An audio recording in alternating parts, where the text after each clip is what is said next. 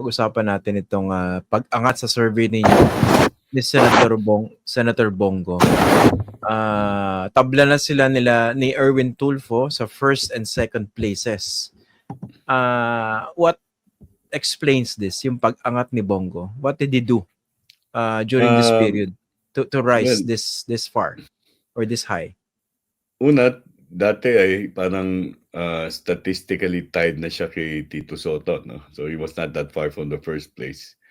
Ang dahilan kung bakit number 1 na siya ngayon, statistically tied, I mean with Erwin Tulfo, ay kasi bumaba si Erwin Tulfo significantly, parang more than 6 points. Umakyat si Bongo ng 7 points. So, yung pagbaba ni Erwin Tulfo at yung pag-angat ng preference kay Bongo ang nagdulot na itong statistical tie. Pero kung hihimayin datos, makikita natin na parang yung mga botante sa Mindanao lumalabas sa karamihan ng riyon doon na ang kanilang ibinoboto ay yung mga kaalyado ng dating presidente. So, ibig sabihin di ba, nag-launching na sila. Nagsimula na kasi yung kampanya, Christian eh. Kaya mahalagang punto ito, no? Na sa pagsisimula ng kampanya, maaaring may malaking pagbabago dun sa ranking at preference kasi depende na yan kung sino ang kanilang kakasapian. So, dito, makikita doon sa Mindanao, for example, I think if I recall, nung tinignan ko yung datos, yung Region 11, although 5% lang yata ng votes yun, ang mga nagta-top 10 doon kasama na si Congressman Marcoleta, si Philip Salvador, si Atty. Hinlo. So, ito yung mga individual na hindi mo aasahang nandun sa taas. Pero of course, since bailiwick yan ng mga Duterte, nandun sila sa taas. So, in a sense, bumababa yung mga hindi kaalyado ng mga Duterte doon sa mga area na medyo may kalakasan sila. At yun ang maaaring pagpapaliwanag doon sa pagbaba ng nandoon sa kabilang slate, no? Yung sa slate ng ano pangalan niyan, Bagong Pilipinas. Pero ibig sabihin yung support sa kina Bongo dun sa kanilang bailiwick sa Mindanao enough to actually offset his standing in the rest of the survey areas? Kung ang nangyayari dyan ay na-junk yung ibang kandidato na dati-dati binoboto nila. Kasi makikita mo, bumaba rin yung average ng Mindanao votes eh.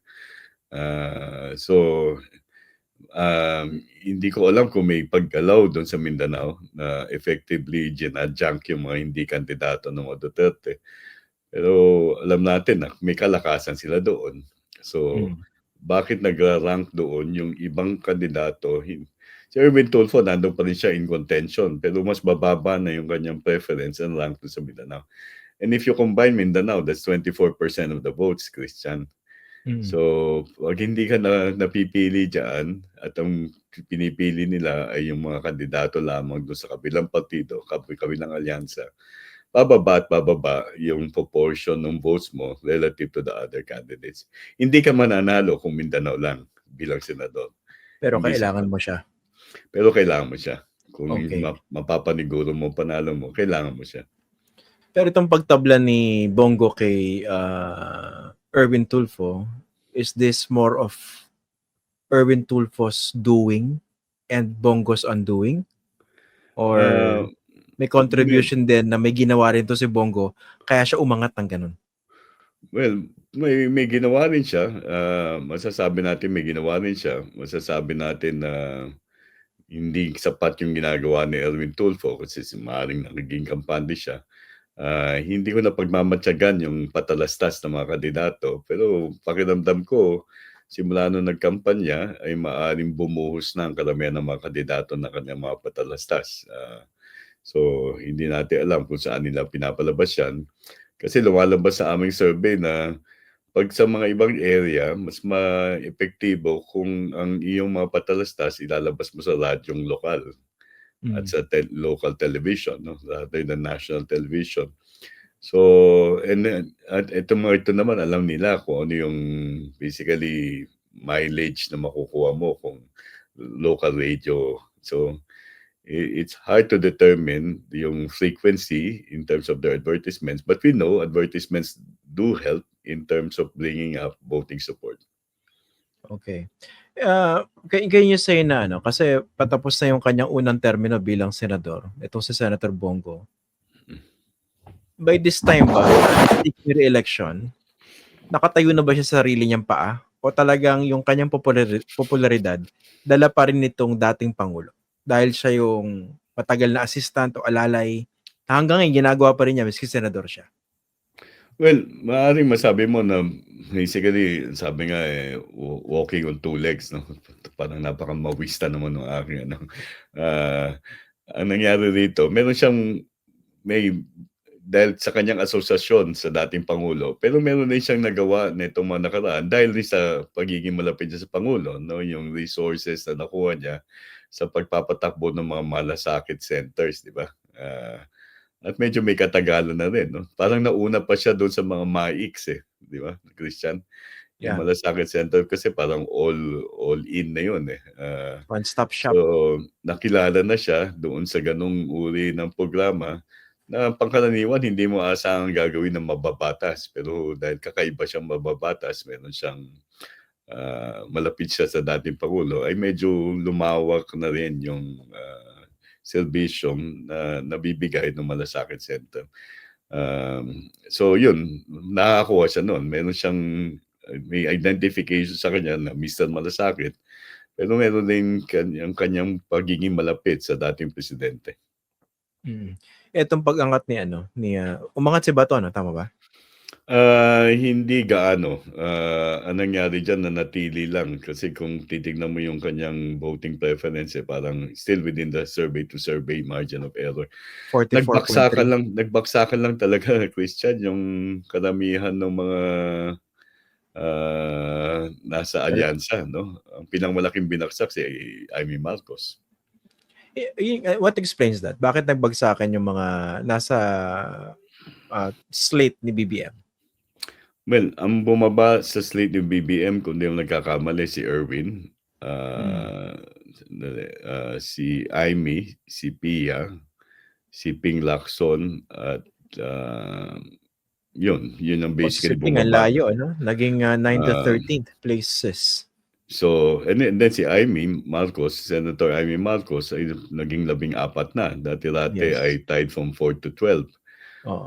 Nung tinitignan ko yung breakdown by region, ang laki ng kanyang binaba sa mga ilang area sa Mindanao.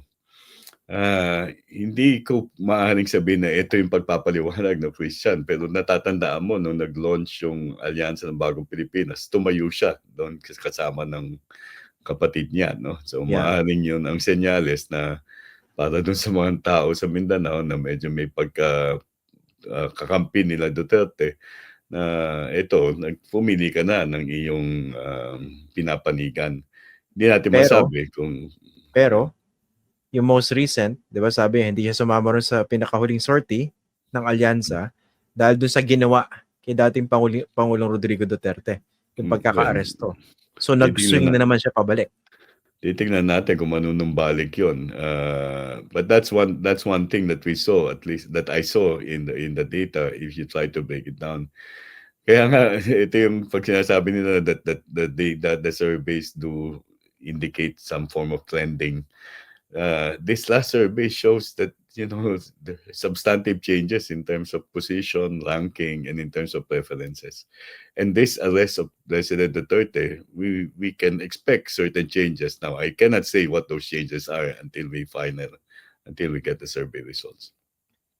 Pero yung pagkakapiit ng figurehead ng mga DDS, si mismong dating Pangulong Rodrigo Duterte, would that still help the likes of Bongo, Bato de la Rosa, and other PDP candidates?